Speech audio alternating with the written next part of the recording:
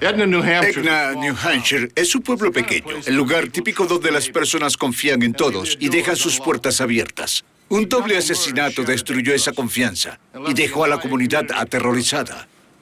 Soy Jim Kallstrom, exdirector del FBI en Nueva York. El FBI y la policía local trabajaron día y noche para resolver este crimen brutal. Asesinatos en la Liga Ivy.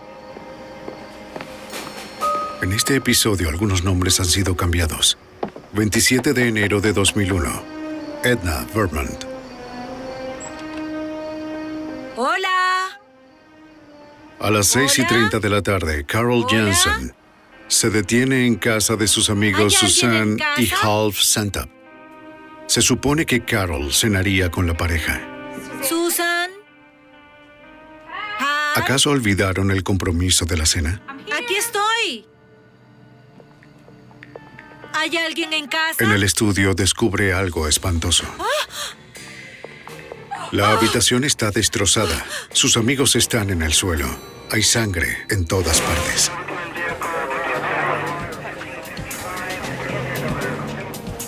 Llegué 7 estuve minutos llamando y después, la nadie policía de contestó. Hanover llega a la escena. Eric Bates es detective de este departamento. Y fui hasta la puerta. Cuando llegué, parte de la información ya había sido transmitida en cuanto a lo ocurrido, que había 2 Y cuerpos. estaban allí. Carol dice a la Hola, policía que ¿cómo las están? víctimas eran profesores destacados de Dartmouth College. Gracias. Half Santap era profesor de ciencias de la Tierra. Su esposa Susan era presidenta del programa de estudios Genial, alemanes. muchas gracias. Carol Sí, era así su es colega. maravilloso. La invitaron a cenar a Me las dio 6:30 de la mucho gusto tarde. verlos. Nos vemos esta noche. Hasta luego.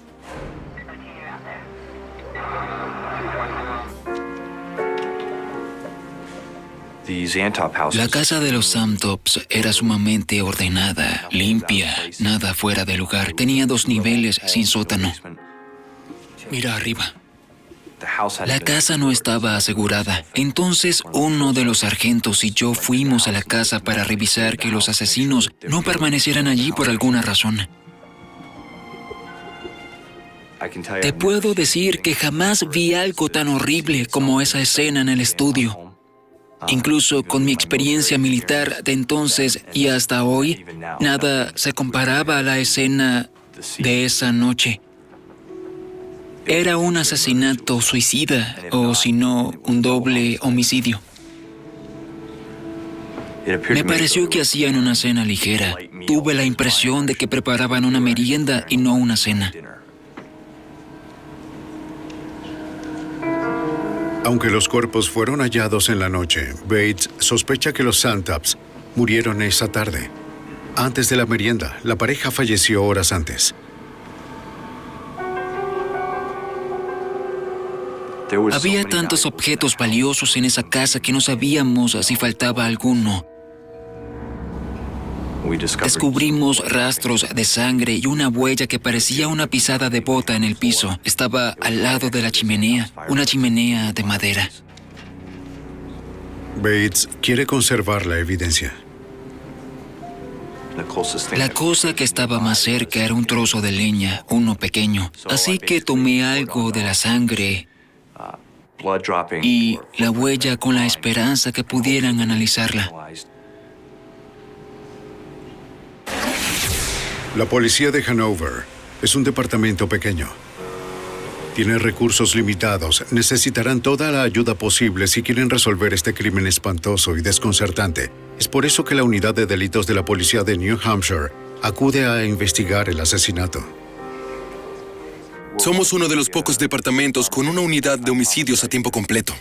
El sargento Mark Modjet es el investigador a cargo de la unidad de delitos mayores de la policía de New Hampshire. Sargento Modjet, tenemos quizás más experiencia que otros departamentos para manejar investigaciones de esta magnitud. Muy bien, chicos. Aquí está. Los investigadores examinan el estudio, la escena principal. Su garganta fue acuchillada. Mientras observas la escena, si eres paciente y estás dispuesto a mirar, y a escuchar, asimilando toda la información, la posición de los cuerpos, la evidencia física que hay dentro del lugar. Si escuchas, ese cuerpo te hablará. Te dirá lo que ocurrió. Te dará pistas de cómo pasó. Te dirá quién cometió este crimen en particular.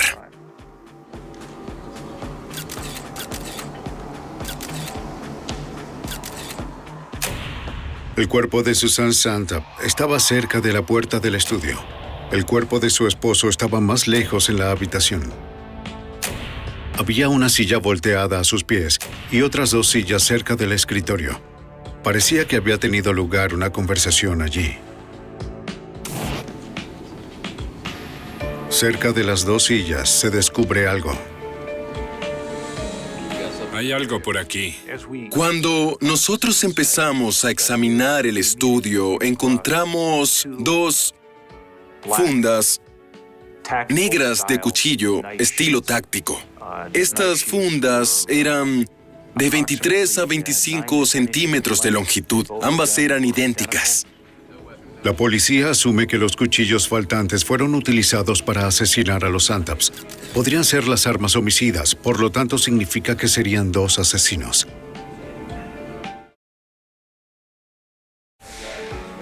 En la sala siguen el rastro de sangre que va desde el estudio hasta la puerta principal. Tom Pfeiffer es el director del laboratorio forense de la policía de New Hampshire. Se siente aliviado al ver que la sangre se ha preservado. Esto es muy inusual y en realidad es lo mejor que se puede preservar del crimen que haya ocurrido. De esta manera, las personas que entraban a la escena del crimen no podrían contaminar o borrar la evidencia de la huella. Nadie forzó la El puerta. sargento Mulgett nota que la puerta principal está abierta. No hay signos de una entrada forzada.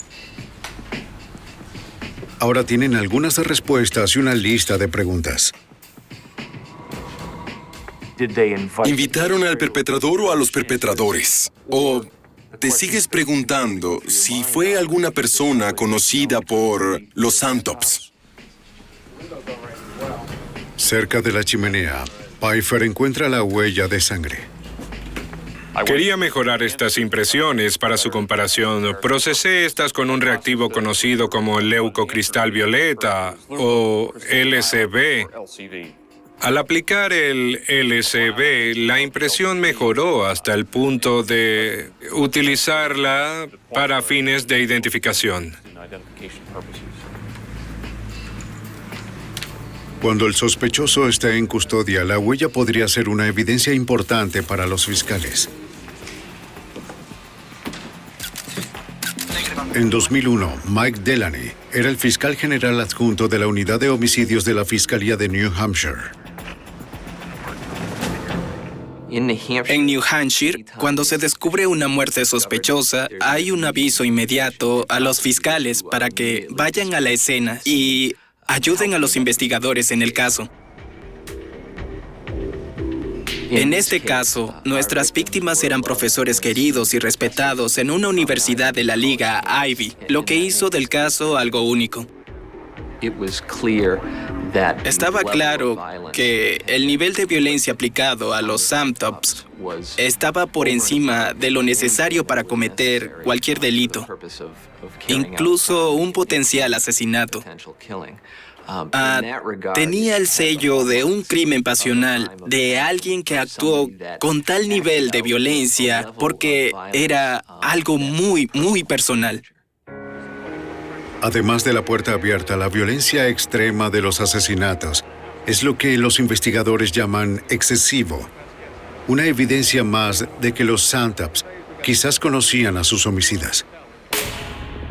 Si los asesinos conocían a sus víctimas, entonces la policía busca a alguien que odiara a los Sontags lo suficiente como para apuñalarlos hasta la muerte. El que haya cometido este crimen es un asesino a sangre fría y debe ser detenido. La policía debe encontrarlos primero. Para eso necesitan un motivo, algo que explique este crimen atroz. En Edna, Vermont, 2 profesores prominentes son asesinados y apuñalados en su propia casa.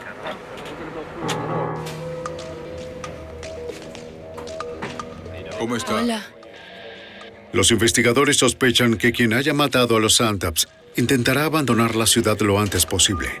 Verifican el aeropuerto, la estación de autobuses y una compañía de taxis. De Dormov. ¿Qué hay de este? Este me interesa. Según el despachador, un taxista recogió a un estudiante universitario la noche del 27 de enero. Era tarde, a medianoche.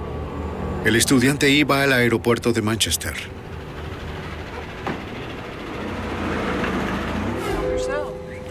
Los investigadores establecen pronto que el estudiante voló a casa por una emergencia familiar. Sin más pistas, asume que los asesinos abandonaron la ciudad en auto o están en otro lugar del área.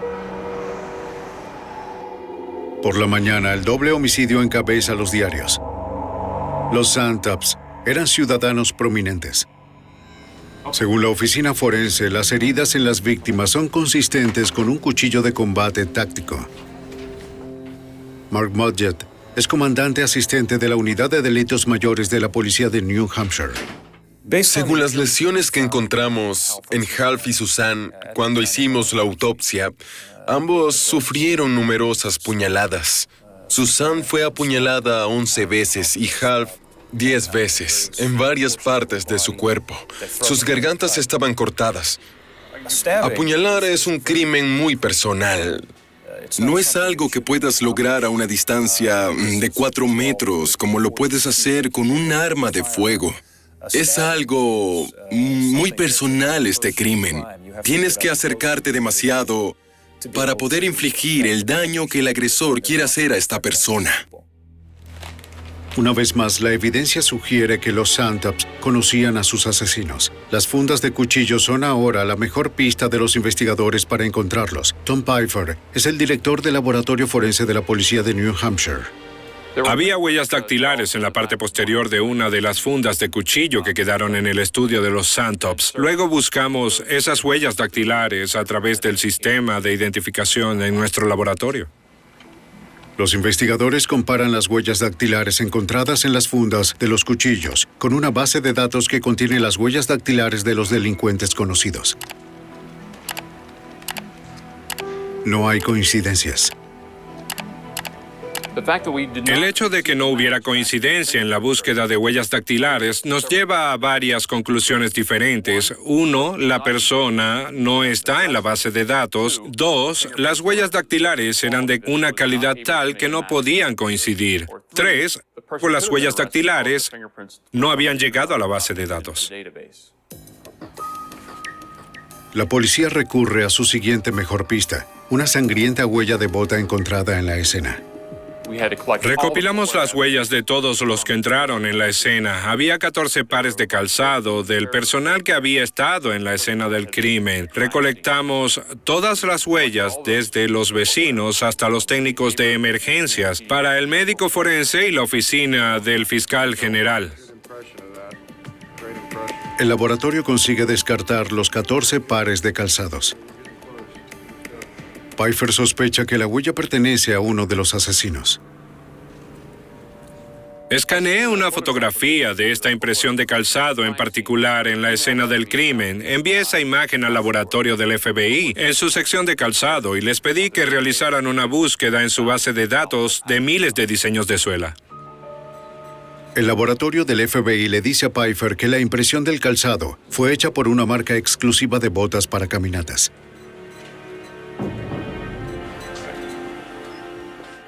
Es una buena pista, pero hasta que no tengan un sospechoso no significa nada. Hay mucha información que debe procesarse una vez que participas en el procesamiento de la escena del crimen y la evidencia física. Es un aspecto de esta investigación o cualquier otra investigación. Ahora debes buscar personas para obtener algo de información. En este caso, fue todo un reto. Todos conocían a Half Susan Santop. Tenían muchas conexiones. Tenían cientos de estudiantes en sus clases. Los investigadores se dirigen a la universidad donde trabajaron los Santops para así conocer mejor todo sobre las víctimas. De forma real, nuestra investigación comenzó entonces. En 360 grados, había que empezar a poner tus sensores, generar pistas, hacer entrevistas a mucha gente en el campus, fuera del campus, parientes, vecinos. ¿Algún altercado? Pues tal vez hace unos días. Durante las entrevistas que estábamos haciendo en el campus, vimos una persona de interés, un estudiante de Half Samtop. ¿Puedes decirme de qué se trataba? No, porque ellos hablaban español. Según un estudiante, Half Samtop discutió con uno de sus alumnos unos días antes de ser asesinado. Suficiente, terminamos por hoy. Yo necesito hablar con usted para mi graduación. La tarea. Aquí. Yo necesito para mi graduación. La policía interroga al estudiante. Se nos informó que tenía una extensa colección de ¿Qué cuchillos. tipo de cuchillos son? Son artículos de colección. Cuando hicimos la entrevista al sujeto, notamos que tenía una raspadura en su cabeza. Así que esperábamos que estuviéramos, ya sabes, tras la pista. ¿Por qué quiere ver mis manos? Porque quiero ver tus manos. El estudiante responde a su petición. Voltéalas. Déjame ver el Él le otro dice a lado. la policía que había sido amigo de Half Samtop desde que tomó su clase de ciencias de la Tierra. Tenemos testigos que dijeron... Explica que solo bromeaba con el profesor Samtop. Nos reíamos en español. Los investigadores buscan los antecedentes del estudiante, pero tiene una coartada sólida para el día de los asesinatos. No pudo asesinar a los Samtops.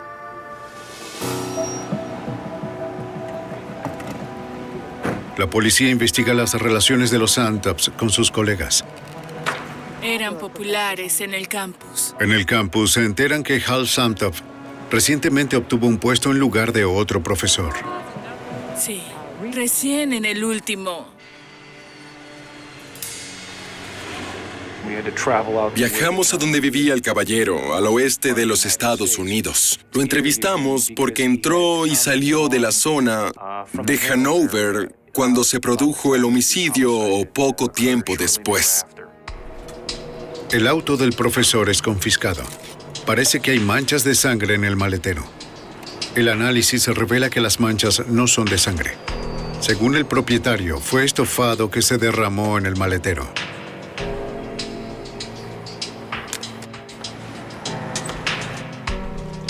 Mientras los investigadores siguen cada pista, dos detectives trabajan para encontrar las armas homicidas. Homicidios. Necesito su ayuda. Visitan tiendas minoristas especializadas en cuchillos. Las fundas que teníamos, las fundas de cuchillos, se fabricaron para un tipo de hoja de arma blanca. Bonito cuchillo. La hoja en sí es de uso paramilitar o táctico. Nuestros militares los utilizan. Muchas agencias policiales los utilizan también. No es una herramienta utilizada por un excursionista promedio o un individuo promedio. 6 días después de los asesinatos, el fabricante de cuchillos proporciona a las autoridades de New Hampshire una lista de todos los minoristas y distribuidores autorizados en el país, desglosados por estado. Además, hay cientos de concesionarios a nivel nacional que venden los cuchillos por Internet.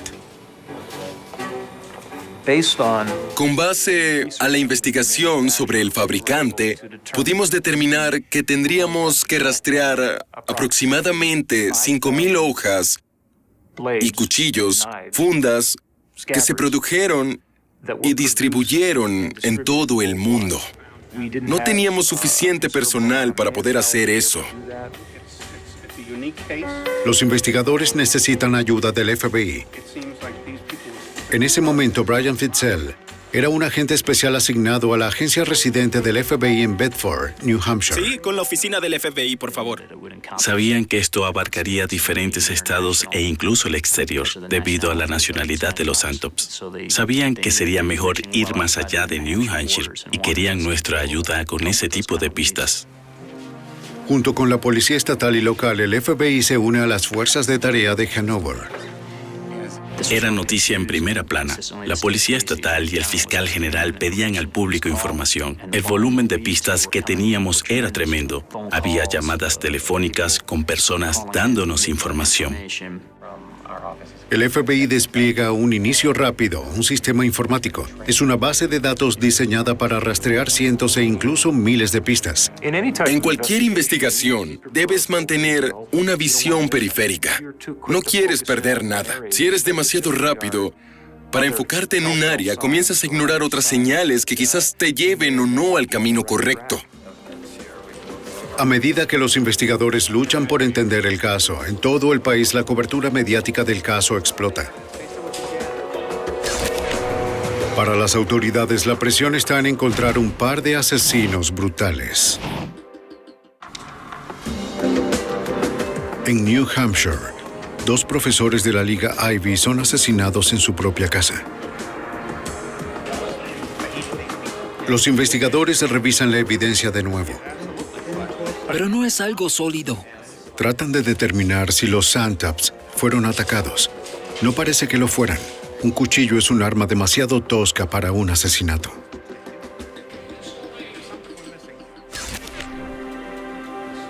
Además, los asesinos cometieron errores de principiante. Si el asesinato era planificado, ¿por qué dejarían atrás las fundas de los cuchillos, una pisada e incluso una huella digital? Irónicamente, a pesar de la evidencia encontrada en la escena, comienzan a cuestionar si los Santops tenían alguna conexión con sus asesinos. El agente especial, Brian Fitzel. A medida que esto progresaba, era más evidente que no era un conocido el que cometió estos actos. Los investigadores también descartan el robo. Según la investigación inicial, nada salió de la casa.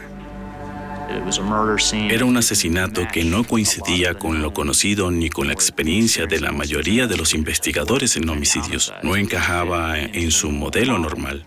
No era evidente que hubiera otro motivo que no fuera el asesinato en sí. Estas personas murieron y los culpables salieron corriendo por la puerta. Los agentes contactan al grupo de respuesta e incidentes críticos del FBI en Quantico, Virginia. Los investigadores quieren entender cómo funcionan las mentes de estos asesinos. Acuden a los expertos. Ven cientos de casos de homicidios durante un año, por lo que desarrollan una experiencia y forman patrones al revisar tantos casos. El agente especial de supervisión Jim Fitzgerald es un analista de investigación criminal, un experto. Encuentra este caso inusual. Tenemos 2 víctimas de bajo riesgo que son asesinadas en su propia casa a plena luz del día un sábado, cuando otras personas en su vecindario están en casa. Es la escena del crimen. Fitzgerald nota que la posición de las sillas hace que parezca que hubo una conversación improvisada antes de los asesinatos. La única cosa es que en el pasillo... Los investigadores en la sala y yo mismo acordamos que pudo haber algún tipo de conversación entre Half y uno o ambos delincuentes. Parece que el delincuente o los delincuentes, suponíamos que eran 2 delincuentes en este punto, estaban orientados a su misión, ya que cuando entraron a la casa, su propósito era matar al señor y la señora Santop. El arma homicida, un par de cuchillos de combate, les preocupan particularmente. El uso de un arma en el homicidio es muy importante para tu tipo de agresor. Si se trata de un simple sábado por la noche, no vas con una pistola muy cara con silenciador. Eso indica que hay 2 tipos diferentes de agresor. En el otro escenario, en otro extremo, si alguien está usando un cuchillo, eso también te dice mucho sobre tu agresor. Determinamos qué tipo de cuchillo era en realidad. Es como un... El hecho de que los asesinos usaran cuchillos y dejaran evidencia crucial le dice que son descuidados o poco sofisticados. Los investigadores sospechan que los Santops o bien conocían a sus asesinos o les permitieron ingresar a la casa por alguna razón desconocida. Fitzgerald empieza a obtener una idea de los asesinos, pero el nivel extremo de violencia le preocupa.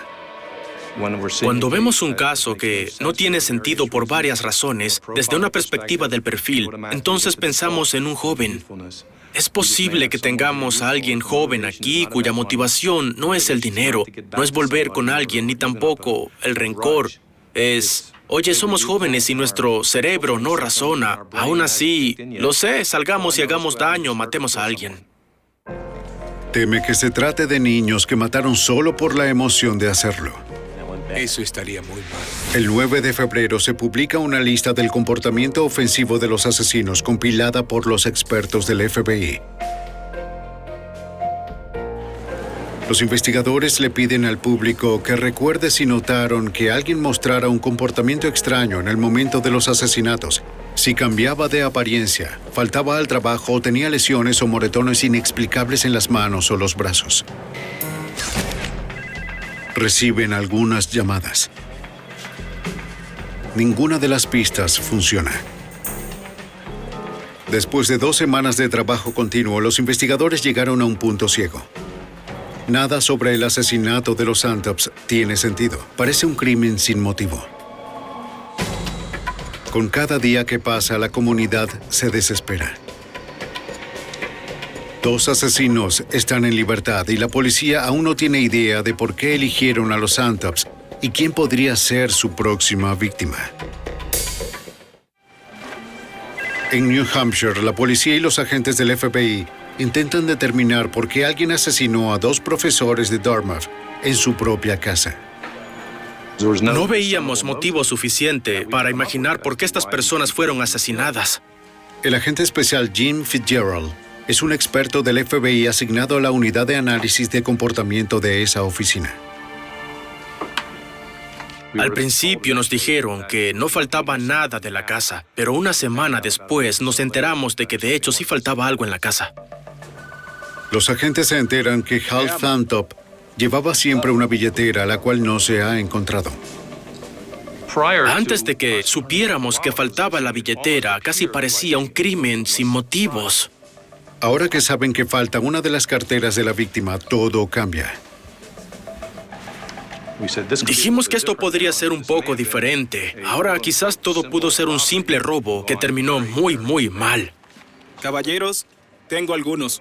Si el motivo fue un robo, los investigadores solo encontraron un puñado de pistas en la escena.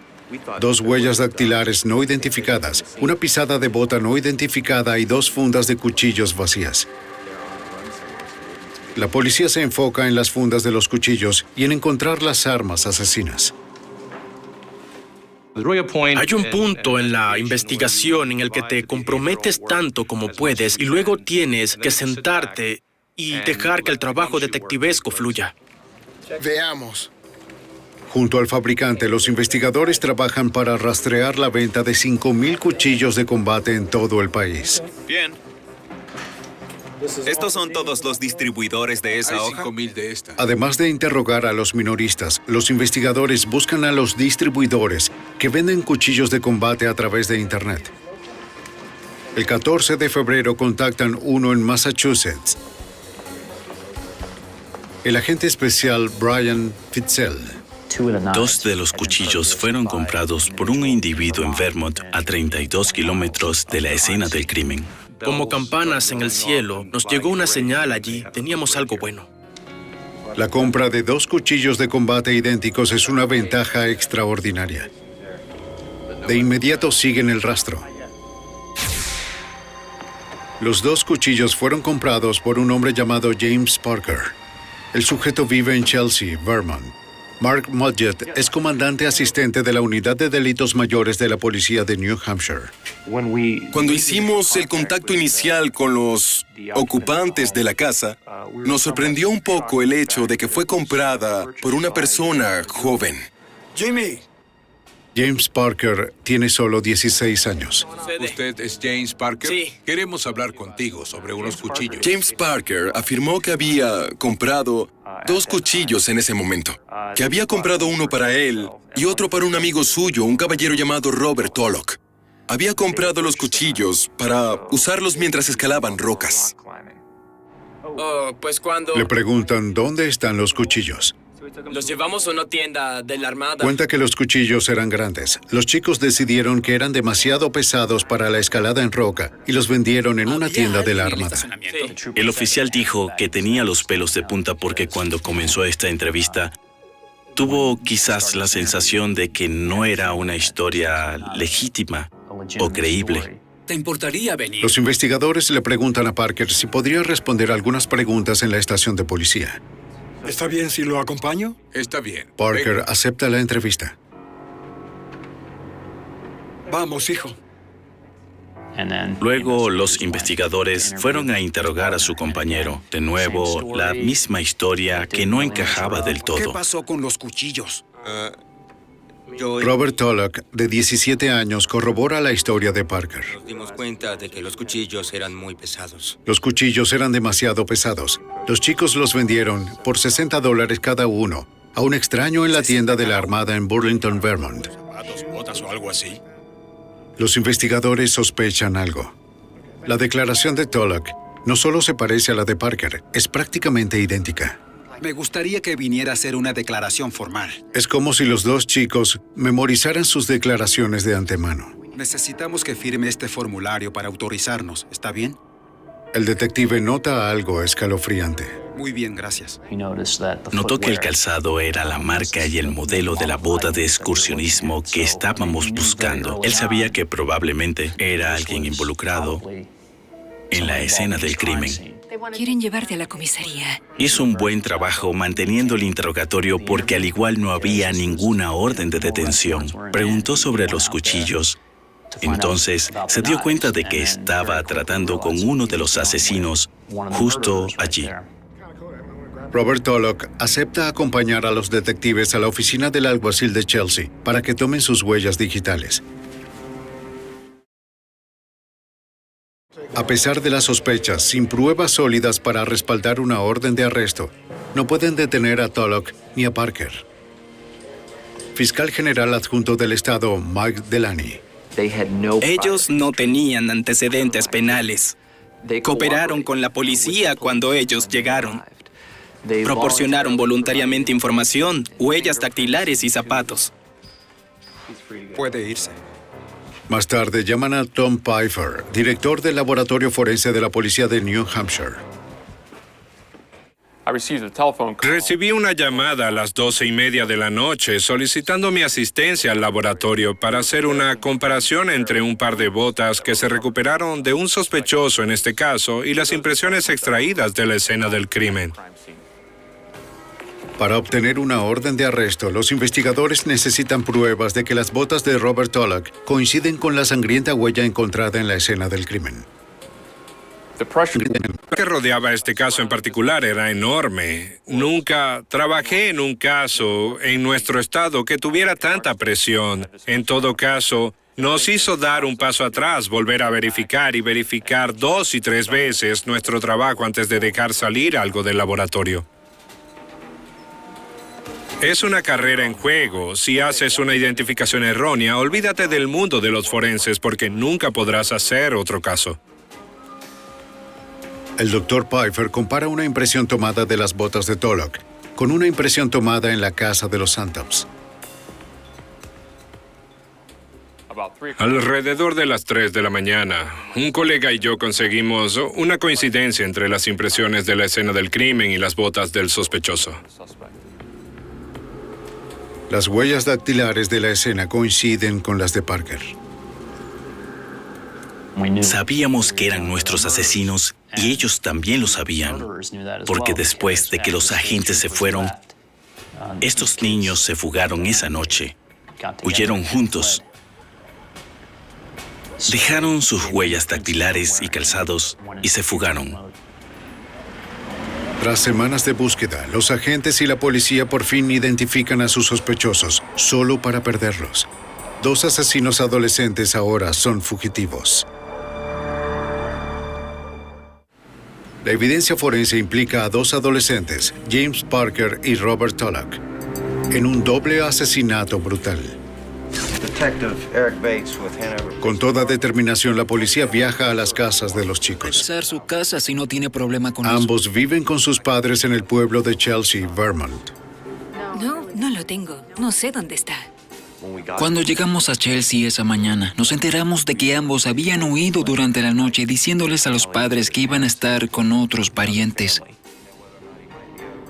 El detective Eric Bates pregunta a los padres de Robert Tullock. No tienen idea de dónde está su hijo. Fue difícil tratar con los padres de estos asesinos sabiendo la información que teníamos. Ves que los miembros de la familia eran buenas personas y que, desafortunadamente, sus hijos eran unos asesinos.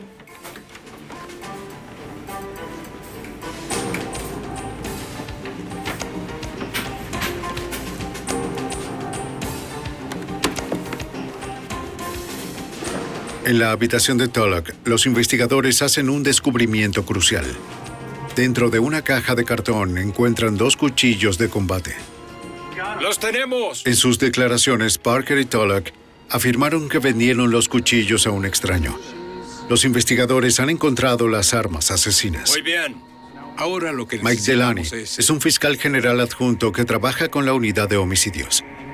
Una vez que tuvimos los cuchillos en la habitación, quedó bastante claro con qué tratábamos. En ese momento, creo que todos estaban de acuerdo. De hecho, en que los chicos estaban involucrados en los crímenes.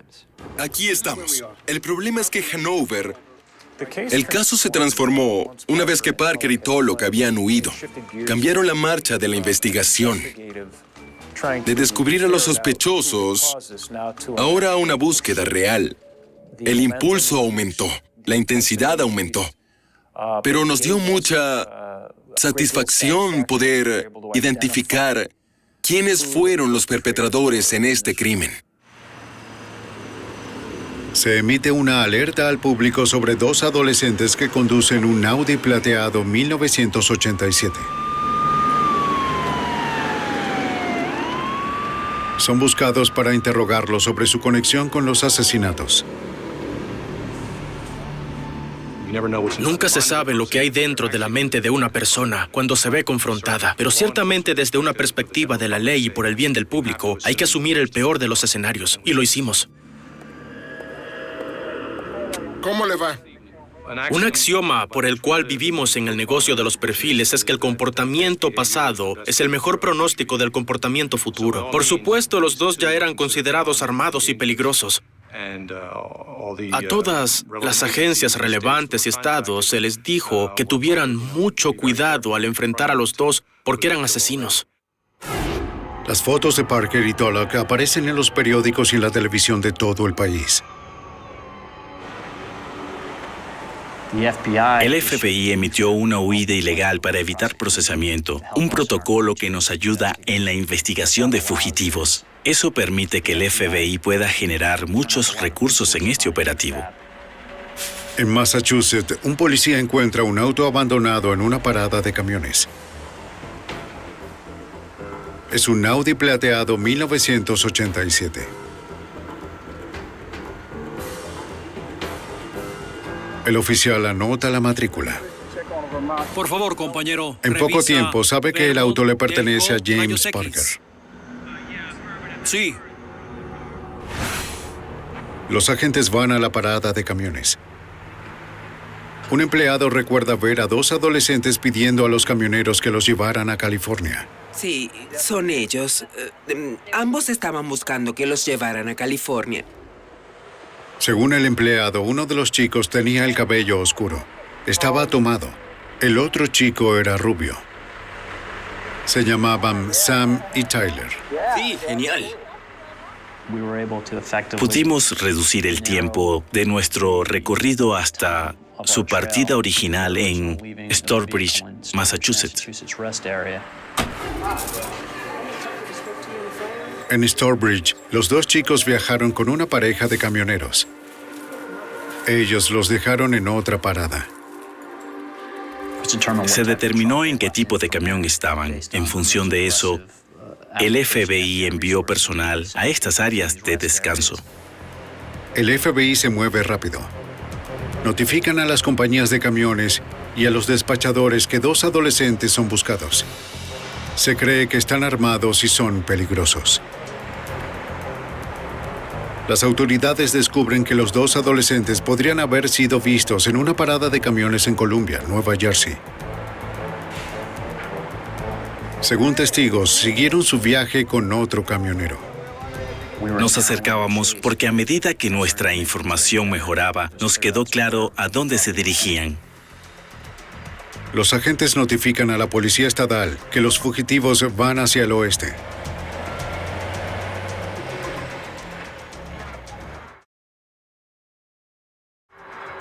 19 de febrero, 4 de la madrugada. 3 semanas después del doble homicidio, un alguacil de Newcastle, Indiana, escucha la charla en su radio. Oye a un camionero preguntar si alguien puede llevar a 2 chicos de Nueva Jersey. Quieren ir a California. Necesitan viajar a California. No revela que es un oficial de policía y rápidamente le dice al camionero que estaría feliz de llevar a los chicos. Indica al conductor que los deje en una parada cercana. El oficial acelera para interceptarlos. Según el protocolo de huida, los sospechosos van armados y son peligrosos. En el camino pide apoyo. Quizás encontró a los asesinos. En Indiana, un alguacil intenta atrapar a 2 adolescentes fugitivos en una parada de camiones. James Parker, de 16 años, y Robert Tulloch, de 17, son buscados por el brutal asesinato de 2 destacados profesores.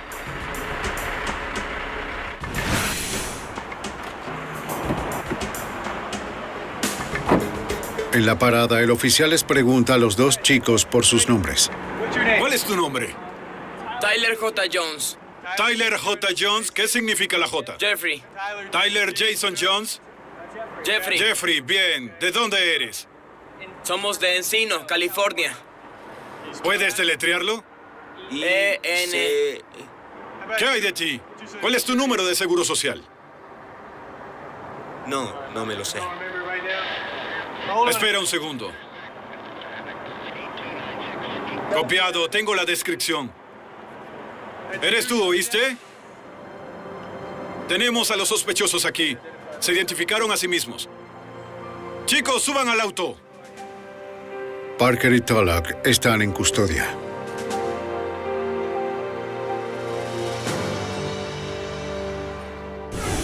Su cooperación en el futuro... James Parker fue devuelto a New Hampshire junto con Robert Tulloch. La audiencia de certificación de adultos se inició contra James Parker y, en última instancia, se consideró que iba a ser juzgado como adulto por los asesinatos de Half y Susan Santop. Solo para robar dinero. Una vez certificado como adulto, los abogados de James Parker se acercaron a New Hampshire para pedirle que ofreciera testimonio contra Robert Tulloch. ¿Cuál fue la idea? James Parker cooperó y luego fue entrevistado por la Policía Estatal de New Hampshire y la oficina del fiscal general. James Parker se declara culpable para reducir su condena y cómplice del asesinato en segundo grado. Robert Tulloch. A cambio, acepta declarar contra su mejor amigo. Le cuenta a la policía la escalofriante historia del día en que los Santops fueron asesinados.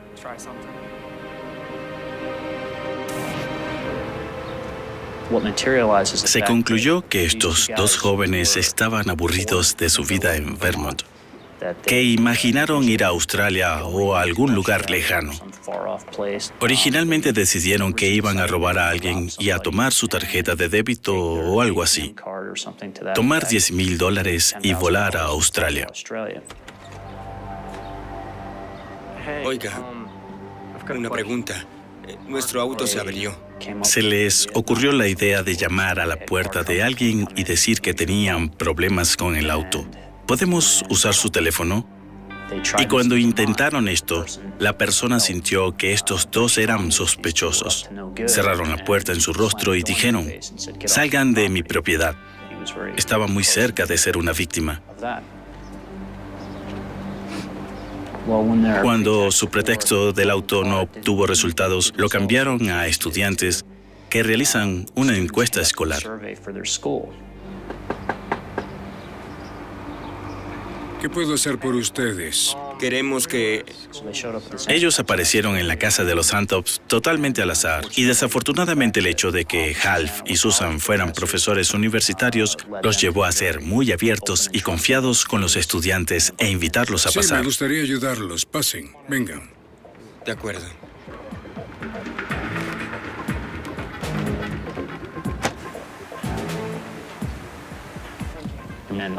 En la oficina en donde Hal fue asesinado, estaba claro que se encontraba sentado en su escritorio conversando con estos dos estudiantes. Ellos escribían sus notas falsas y lo entrevistaban.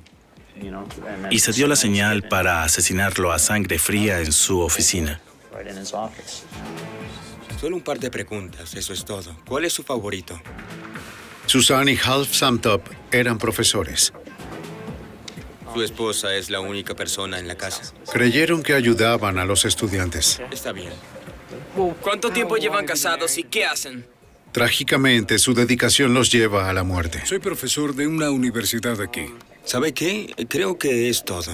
Mueren a manos de dos adolescentes que los agentes sospechan cometieron el crimen solo por la emoción. Su objetivo era cometer un acto violento y por casualidad los santos se encontraban en el lugar equivocado, en el momento equivocado, en su propia casa. Qué lamentable es eso. Cuando estos dos atacantes fueron entrevistados después del hecho, uno de ellos admitió que se habían dado cuenta de que faltaban las fundas y habían pensado en regresar a la casa para recuperarlas. Dijeron que cuando pasaron por allí con eso en mente, la policía ya estaba allí. Los investigadores están buscando una manera de explicar por qué Tulloch y Parker asesinaron a los Santops tan brutalmente. ¿Qué hacen? El experto del FBI, James Fitzgerald, ve este tipo de violencia aleatoria como parte de una tendencia aterradora. Hoy vivimos en una sociedad diferente. Incluso en nuestra cultura juvenil están constantemente expuestos a la violencia y creo que Parker y Tulloch encajan perfectamente en esa categoría. La motivación no es la venganza, ni siquiera el guardar rencor. Lo sé. Salgamos y lastimemos o matemos a alguien. Y lamentablemente estamos viendo más y más de eso. Cuando desaparecieron esa noche, ¿a dónde fueron? Pasamos una cantidad considerable de tiempo con él, varios días, mientras repasaba cómo él y Robert Tulloch habían inventado y eventualmente perpetrado este crimen. No mostró signos de emoción ni signos de remordimiento por lo ocurrido. Apuñalé a los Santops.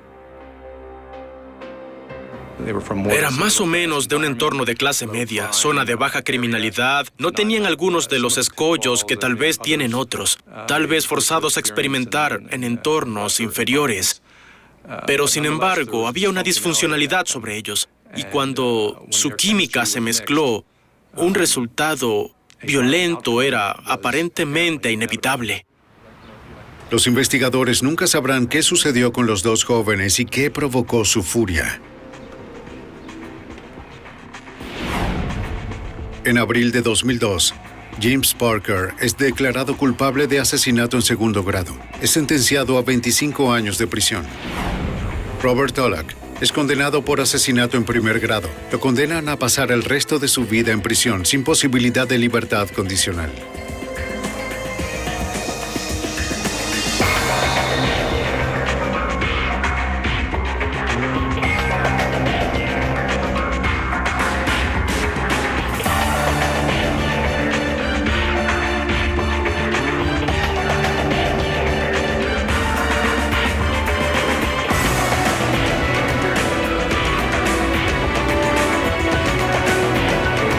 El dolor de la pérdida es una experiencia humana universal, pero cuando la muerte irrumpe en la juventud, no solo trae tristeza, sino una incomprensión absoluta y devastadora. La mente adolescente, aún moldeando su comprensión del mundo, a menudo se niega a aceptar la finalidad del cese de la vida, especialmente cuando éste ocurre de manera violenta, repentina y sin el menor atisbo de advertencia. Es en este abismo de negación y desesperación donde las barreras de la razón a veces se desmoronan, empullando a las personas a buscar respuestas en lugares oscuros, intentando desesperadamente aferrarse a los hilos invisibles que conectan nuestro mundo con lo desconocido. En el corazón de la Comunidad de Madrid, en el bullicioso y obrero barrio de Vallecas, esta negación absoluta de la muerte se convirtió en el catalizador de una de las crónicas más perturbadoras y oscuras que jamás haya presenciado la sociedad española. Corría el mes de marzo del año 1990. El invierno comenzaba a ceder su paso a la primavera, pero en los pasillos de un instituto de educación secundaria local, una sombra gélida y persistente se había instalado en el ánimo de los estudiantes. El luto había cubierto las aulas tras recibir una noticia que destrozó la normalidad cotidiana. Un joven, amigo íntimo de una de las alumnas del centro, Estefanía Gutiérrez Lázaro, había perdido la vida trágicamente en un fatal accidente de motocicleta. La brutalidad de un accidente de tráfico radica en su inmediatez.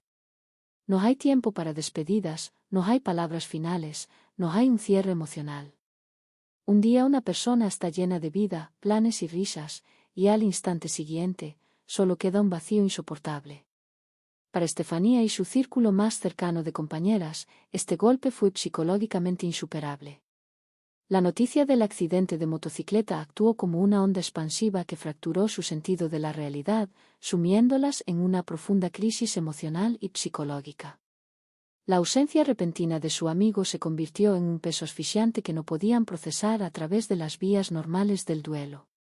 Cada rincón del instituto, cada hora de clase, cada sonido en los pasillos parecía recordarles la vida que se había apagado prematuramente. Esta angustia constante y la necesidad imperiosa, casi dolorosa, de decir un último adiós, de escuchar una última palabra, las empujó hacia una decisión que cambiaría el curso de sus vidas para siempre. En su desesperación por establecer un puente de comunicación con el más allá, Estefanía y dos de sus compañeras de clase concibieron un plan arriesgado y clandestino. Decidieron que la única manera de aliviar el tormento de lo no dicho era cruzar la línea hacia lo oculto, utilizando un tablero de Ouija.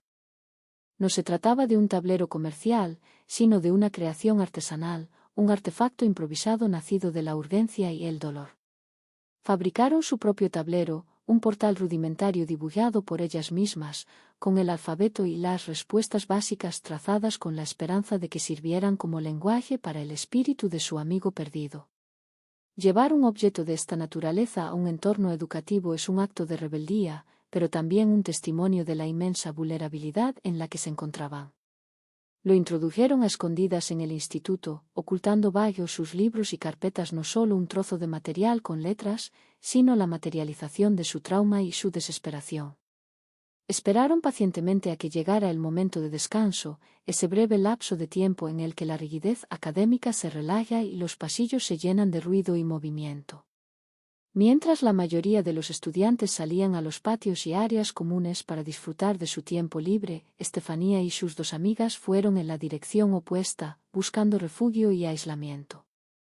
Encontraron un aula vacía, un espacio temporalmente abandonado que, en su quietud, les pareció el escenario perfecto para llevar a cabo su sesión espiritista. El ambiente en esa aula cerrada, alejada del bullicio del recreo escolar, comenzó a cargarse de una tensión palpable. Las tres jóvenes se sentaron alrededor del tablero improvisado, compartiendo miradas cargadas de anticipación y miedo. En el centro del alfabeto que habían trazado, colocaron un vaso de cristal pequeño, posado boca abajo. Sus dedos temblorosos se posaron suavemente sobre la base del frágil recipiente de vidrio, creando un círculo físico y emocional entre ellas. Con la respiración contenida y los corazones latiendo con fuerza, comenzaron a susurrar las invocaciones, pronunciando las palabras y los conjuros destinados a llamar a la forma etérea del muchacho fallecido en la carretera. La atmósfera de la habitación, que hasta ese momento había sido la típica de una aburrida clase de instituto madrileño, sufrió una alteración drástica y repentina.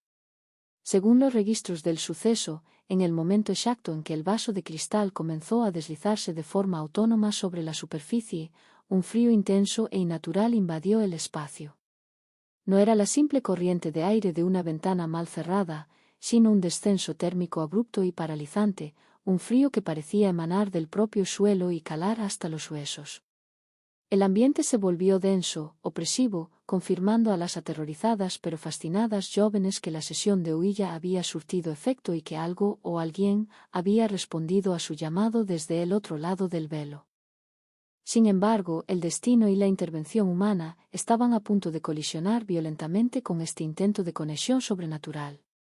Justo en el clímax de la tensión, cuando el contacto parecía haberse establecido y el vaso se movía bajo sus dedos guiado por una fuerza invisible, la realidad cotidiana irrumpió en la habitación de la manera más brusca posible.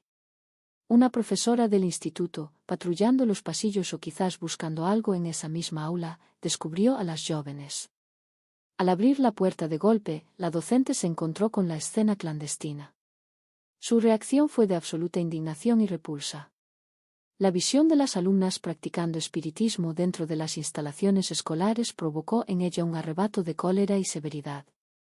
Sin detenerse a comprender el estado de vulnerabilidad de las chicas, la profesora comenzó a reprenderlas a gritos, su voz llenando el aula con acusaciones de irresponsabilidad y mala conducta. Pero la profesora no se limitó a la reprimenda verbal. Llevada por la ira y el deseo de poner fin inmediatamente a aquella práctica prohibida, avanzó hacia el improvisado altar y, en un acto de furia repentina, alzó su pie y pisoteó con fuerza el tablero de huilla. El impacto fue demoledor. El frágil vaso de cristal, que hasta hacía unos segundos servía como supuesto canal de comunicación con los muertos, cedió ante la fuerza bruta del impacto. El vidrio estalló en múltiples pedazos, esparciéndose violentamente por el suelo del aula, produciendo un sonido agudo y discordante que cortó el aire helado de la habitación. Fue exactamente en esa fracción de segundo, en el instante preciso en que la materia del vaso se desintegró, cuando la situación pasó de ser una mera infracción de las normas escolares a convertirse en el punto de origen de una pesadilla insondable. Lo que presenciaron a continuación las dos compañeras de clase y la propia profesora enfurecida desafiaba toda lógica, toda ciencia y toda comprensión racional del universo. No hubo tiempo para asimilar la ruptura del vaso, porque inmediatamente después, de entre los fragmentos de cristal esparcidos por el suelo, comenzó a emanar una sustancia inexplicable. Ante los ojos aterrorizados de los presentes, una densa nube de humo comenzó a formarse y elevarse desde los restos del vidrio. No era un humo ordinario, como el producido por la combustión de papel o madera. Era un humo de un color gris negruzco, profundamente oscuro y opaco, que parecía absorber la luz a su alrededor. Junto con su aparición visual, el aire del aula se impregnó súbitamente de un olor fétido y penetrante, un hedor a quemado, acre y nauseabundo, que invadió las fosas nasales y provocó arcadas. Pero lo más aterrador no fue el color ni el olor de aquella emanación, sino su comportamiento.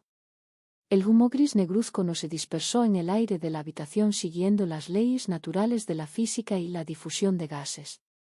En lugar de disiparse y perderse en el entorno, la masa humeante pareció poseer una voluntad propia, una inteligencia siniestra y dirigida. Se agrupó, formó una columna densa y comenzó a moverse de manera deliberada, reptando por el aire con una trayectoria fija e inamovible. El objetivo de aquella entidad en forma de humo era Estefanía. Ante la mirada paralizada por el pánico extremo de la profesora y las dos adolescentes, la columna de humo negruzco se abalanzó directamente hacia el rostro de la joven Gutiérrez Lázaro. En un movimiento rápido y violento, el humo penetró directamente a través de sus fosas nasales y su boca abierta, introduciéndose en su sistema respiratorio, invadiendo su cuerpo físico de una manera brutal e invasiva. La reacción de la joven no se hizo esperar. Fue instantánea, devastadora y aterradora. En el mismo momento en que aquella sustancia de olor a quemado entró en su interior, Estefanía se desplomó como si le hubieran cortado los hilos que sostenían su cuerpo. Cayó pesadamente contra el suelo del aula, su cuerpo perdiendo todo control voluntario. Allí, tendida en el frío pavimento, Estefanía comenzó a experimentar un sufrimiento físico atroz. Su respiración se volvió extremadamente dificultosa, luchando por inhalar aire como si una fuerza invisible estuviera oprimiendo sus pulmones y estrangulando su garganta. Los jadeos agónicos resonaban en la quietud de la clase, mientras su cuerpo comenzaba a sufrir espasmos incontrolables. El horror visual alcanzó su punto máximo cuando sus ojos se giraron completamente hacia atrás, dejando a la vista únicamente el blanco de las escleróticas, despollándola de cualquier rastro de su humanidad y consciencia habitual.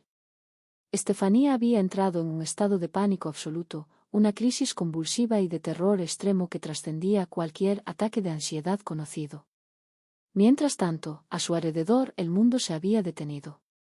Las dos amigas y la profesora permanecían inmóviles, incapaces de procesar la pesadilla que acababa de desplegarse ante ellas, testigos mudos e impotentes de una violación sobrenatural. Nadie en esa pequeña y ahora lúgubre habitación del Instituto de Vallecas podía siquiera imaginar que la caída de Estefanía al suelo no era el final de un susto adolescente, sino el siniestro y oscuro prólogo de una tragedia abismal, el verdadero punto de inflexión que desataría una cadena de eventos paranormales y de horror puro que perseguiría y destruiría la paz de la familia Gutiérrez durante años.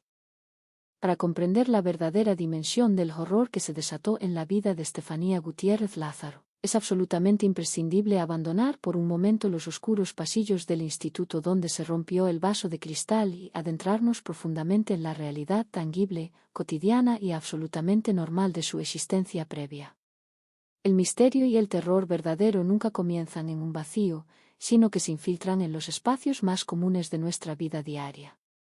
En las narrativas de crímenes o sucesos inexplicables, a menudo cometemos el error de despollar a las víctimas de su humanidad básica, reduciéndolas a meros sujetos de una tragedia.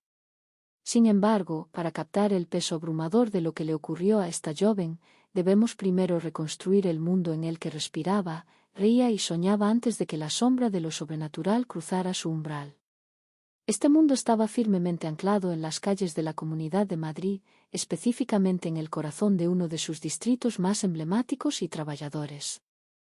El barrio de Vallecas, en el amanecer de la década de los 90, era un ecosistema urbano vibrante, caracterizado por su profunda identidad de clase obrera. No era un escenario sacado de una novela gótica europea, ni un paraje aislado propenso a las leyendas rurales.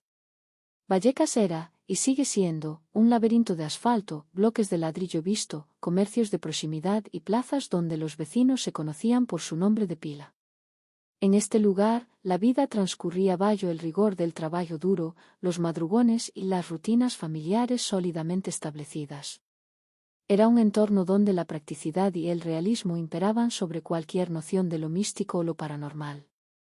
La gente de Vallecas se preocupaba por llegar a fin de mes, por el bienestar de sus hijos y por las dinámicas de una España que se modernizaba a pasos agigantados. En este contexto de normalidad aplastante, cualquier desviación hacia lo irracional resultaba no solo improbable, sino completamente fuera de lugar, lo que hace que los eventos posteriores sean aún más discordantes y perturbadores. Justo en el epicentro de esta barriada se encontraba la calle Luis Marín. Un lugar de tránsito diario, flanqueado por edificios residenciales convencionales que albergaban a cientos de familias trabajadoras. En el número 8 de esta vía se erguía el bloque de apartamentos que serviría como hogar y, trágicamente, como futuro escenario de pesadilla para la familia Gutiérrez Lázaro. El apartamento de la familia no difería del de sus vecinos. Era un espacio diseñado para la convivencia familiar, lleno de los sonidos habituales de la vida doméstica, los olores de la cocina tradicional y los objetos cotidianos que acumula una familia con el paso de los años. Las paredes de ese piso estaban impregnadas de memorias comunes, discusiones triviales, celebraciones de cumpleaños y la seguridad implícita que proporciona un hogar frente al mundo exterior. Nada en su arquitectura, su historia o su atmósfera presagiaba la oscuridad que estaba a punto de anidar en sus habitaciones. La dinámica interna de la familia Gutiérrez Lázaro era un reflejo fiel de su entorno social. Liderada por el padre, Máximo Gutiérrez, la familia funcionaba bajo los pilares tradicionales del esfuerzo y la unidad. Máximo representaba el arquetipo del padre de familia de la época, un hombre pragmático, alejado de supersticiones y firmemente arraigado en la realidad material de proveer para los suyos. Esta firmeza paternal y esta visión terrenal del mundo serían más tarde puestas a prueba de la forma más cruel e inconcebible posible, cuando las leyes de la física y la lógica parecieran suspenderse dentro de su propia casa. La familia era un refugio seguro, un núcleo donde las preocupaciones solían ser mundanas y las soluciones lógicas. No había antecedentes de inestabilidad, ni interés desmedido por el ocultismo, ni fracturas emocionales que pudieran sugerir una vulnerabilidad intrínseca a fenómenos inexplicables. Eran, en todos los sentidos de la palabra, una familia corriente viviendo una vida corriente. En el centro de esta existencia pacífica se encontraba Estefanía. A sus 18 años se hallaba en ese delicado y hermoso umbral que separa la adolescencia de la edad adulta. La edad de 18 años es un momento de transición crítica en el desarrollo humano. Es una etapa caracterizada por la búsqueda de identidad, la consolidación de amistades profundas y la construcción de expectativas hacia el futuro. Estefanía no era una joven diferente a las demás chicas de su instituto. Llevaba el cabello como dictaba la moda de la época, compartía secretos con sus amigas, experimentaba las primeras responsabilidades de la adultez inminente y navegaba por las complejidades emocionales típicas de su edad. Su mente estaba ocupada con los estudios, las relaciones sociales, la música y los planes de fin de semana en las calles de Madrid. Su perfil psicológico antes del mes de marzo de 1990 no mostraba ninguna anomalía, no había indicios de trastornos mentales, episodios disociativos o una propensión mórbida hacia la oscuridad. Era una mente sana, joven y llena de vida. Para comprender la psicología de Estefanía en esta etapa, es vital entender el peso inmenso que tienen las relaciones de amistad durante la adolescencia. En este periodo, los amigos a menudo superan a la familia inmediata como principal punto de referencia emocional. El grupo de amigos se convierte en un espejo donde el adolescente se mira y se reconoce, una red de seguridad emocional inquebrantable que proporciona validación y pertenencia. Las promesas de lealtad eterna y la sensación de que el grupo es invencible son pilares fundamentales en la estructura mental de una joven de 18 años. La amistad a esta edad se vive con una intensidad visceral, casi absolutista. Por ello, cualquier amenaza o daño a esta red de seguridad no se percibe simplemente como una adversidad, sino como un ataque directo a los cimientos mismos del mundo de la joven. Fue en este frágil ecosistema de seguridad juvenil donde impactó la tragedia con la fuerza de un huracán.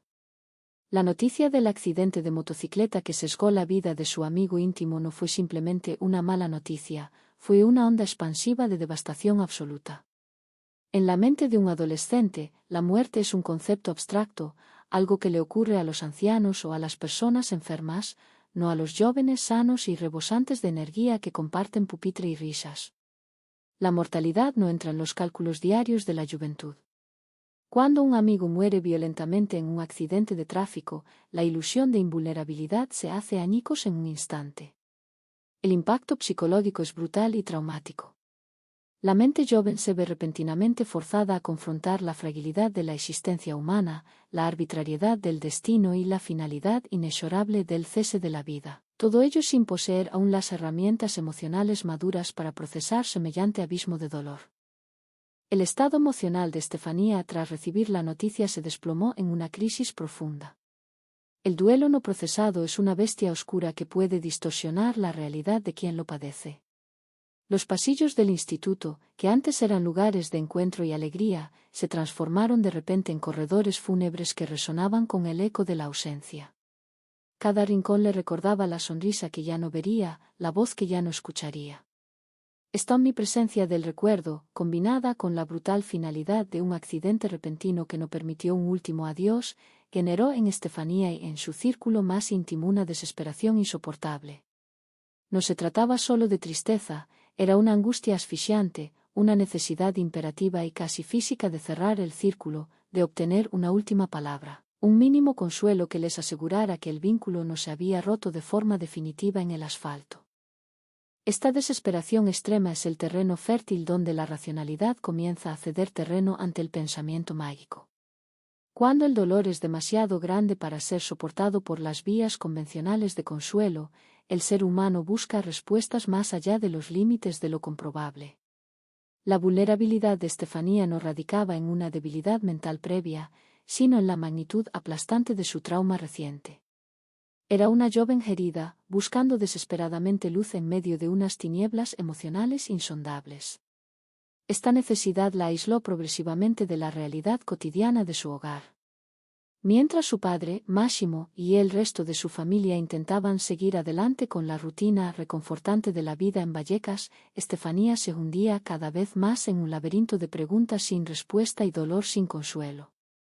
Fue exactamente esta tormenta perfecta de factores, la juventud, la pérdida repentina y violenta, la falta de cierre emocional y la intensa vulnerabilidad psicológica del duelo, la que pavimentó el camino hacia la fatídica decisión de marzo de 1990. El uso del tablero de huilla en el instituto no fue, bajo ningún concepto, un acto de rebeldía o un juego frívolo de adolescentes aburridas. Debe entenderse, dentro de su contexto psicológico, como un acto de pura y desgarradora desesperación. Era un intento rudimentario, peligroso y trágicamente equivocado de ejercer algún tipo de control sobre una situación que las había dejado completamente indefensas. Estefanía y sus amigas no buscaban invocar entidades oscuras ni desafiar el orden natural, buscaban el consuelo de una despedida que la vida, en su crudeza, les había negado en el asfalto de la carretera. Este retrato de Estefanía Gutiérrez Lázaro es fundamental. Nos muestra a una víctima inocente, una chica de 18 años que simplemente amaba a sus amigos y no podía soportar la agonía de la pérdida. Ella era el reflejo de la vida normal en un barrio trabajador de Madrid. Entender quién era ella antes de la sesión de espiritismo hace que la violencia física y psicológica de los eventos que estaban a punto de desatarse sea infinitamente más trágica. Cuando el vaso de cristal estalló y aquel humo negruzco y fétido se introdujo violentamente en su cuerpo, no estaba atacando a una entusiasta del ocultismo, sino a una adolescente sumida en el dolor, una joven cuya única culpa fue amar profundamente a un amigo perdido y buscar consuelo en el lugar equivocado, en el momento más oscuro de su corta vida, marcando así el inicio del fin de la paz en la calle Luis Marín. La irrupción de las fuerzas de seguridad del Estado en el apartamento del número 8 de la calle Luis Marín y la redacción formal de aquel insólito informe policial por parte del inspector jefe José Pedro Negri y sus subordinados transformaron de inmediato el trágico caso de Estefanía Gutiérrez Lázaro en un acontecimiento de interés público nacional que trascendió con creces los límites del barrio madrileño de Vallecas para instalarse de forma permanente en las portadas de los diarios de tirada nacional, los magazines de investigación periodística y los principales espacios de debate radiofónico y televisivo de la España de principios de la década de los 90. Sin embargo, a diferencia de los procesos judiciales ordinarios donde la resolución de un crimen o el esclarecimiento de responsabilidades penales se dirimen en los tribunales de justicia mediante la confrontación de pruebas periciales, testimonios de testigos presenciales y alegatos de fiscales y abogados defensores, este singular expediente carecía por completo de un banquillo de los acusados, de un presunto homicida de carne y hueso al que juzgar y de un tipo penal tipificado en el Código Penal español que pudiera aplicarse a una entidad de naturaleza desconocida o a un fenómeno de índole estrictamente paranormal. La ausencia de un procedimiento judicial tradicional no significó en absoluto que el caso quedara archivado en el olvido institucional, sino que dio paso a un complejo debate social y mediático sobre los límites de la jurisdicción del Estado frente a lo inexplicable, convirtiendo a la familia Gutiérrez Lázaro, y muy especialmente a la figura de Máximo Gutiérrez como cabeza visible del dolor y la resistencia contra la adversidad, en el centro involuntario de un huracán mediático que diseccionaba sin piedad cada detalle de su sufrimiento privado. Los medios de comunicación de la época, fascinados por la insólita validación que un cuerpo policial tan riguroso como la Policía Nacional había otorgado a los sucesos sobrenaturales ocurridos en el piso, comenzaron a enviar a sus mejores reporteros, fotógrafos y cronistas de sucesos a las inmediaciones de la calle Luis Marín con el firme propósito de obtener declaraciones exclusivas, captar imágenes del edificio maldito o reconstruir paso a paso la cronología exacta de los terroríficos eventos que se habían desatado desde el fatídico mes de marzo de 1990.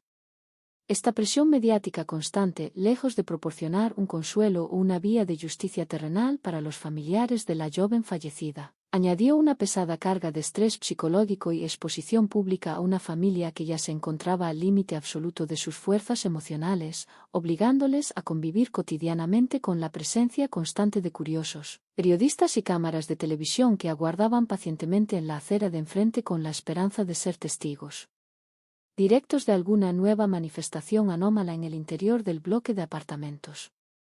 A pesar de la intensa atención generada en los platós de televisión y en las páginas de los periódicos de gran tirada, los tribunales de justicia ordinarios nunca llegaron a celebrar un juicio formal ni a emitir una sentencia condenatoria relacionada directamente con la naturaleza de los fenómenos paranormales, toda vez que el ordenamiento jurídico español y los magistrados de los juzgados de instrucción de Madrid carecían por completo de herramientas legales, procedimientos doctrinales o Precedentes jurisprudenciales para procesar jurídicamente a una fuerza invisible o dictar medidas cautelares contra una entidad de origen desconocido que operaba al margen de las leyes físicas y materiales reconocidas por el Estado de Derecho. En lugar de una sala de vistas presidida por jueces con toga y magistrados encargados de evaluar la culpabilidad de un imputado, el verdadero tribunal ante el que debió comparecer este insólito caso fue el de la opinión pública nacional. Un foro masivo y polarizado donde la sociedad española de la época se dividió drásticamente entre aquellos sectores profundamente escépticos que atribuían la totalidad de los sucesos a elaboradas exageraciones familiares, histeria colectiva o fraudes domésticos con motivaciones oscuras, y aquellos otros sectores convencidos de la veracidad absoluta del informe policial que veían en lo ocurrido en Vallecas la prueba irrefutable de la existencia de dimensiones ocultas y realidades espirituales que la ciencia oficial y los tribunales convencionales eran incapaces de comprender, abarcar o juzgar mediante los rígidos parámetros de la investigación criminalística tradicional. Esta profunda fractura en la percepción pública del caso dejó a la familia Gutiérrez Lázaro en una situación de extrema vulnerabilidad social, obligándoles a soportar no solo el dolor indecible por la pérdida prematura de su hija Estefanía y el terror constante de las manifestaciones nocturnas en su propio hogar, sino también el escrutinio inquisitivo de una sociedad que debatía abiertamente sobre su salud mental, su honradez y la veracidad de sus dolorosos testimonios. La resolución de este drama sin culpables humanos tangibles no llegó a través de una sentencia judicial ejemplar ni mediante el dictamen de un tribunal especializado en crímenes complejos, sino a través de una decisión drástica, desesperada y profundamente dolorosa tomada por el propio Máximo Gutiérrez y los miembros supervivientes de su familia, quienes comprendieron finalmente que la única manera de poner fin al insoportable calvario que consumía sus vidas y de recuperar una mínima parcela de paz interior tras años de sufrimiento indecible era abandonar definitivamente el escenario físico donde se había originado la tragedia, despollando a la vivienda de su función como hogar familiar y entregando el testigo de la propiedad a manos ajenas que desconocían por completo el oscuro pasado que se cernía sobre las paredes de aquel piso maldito.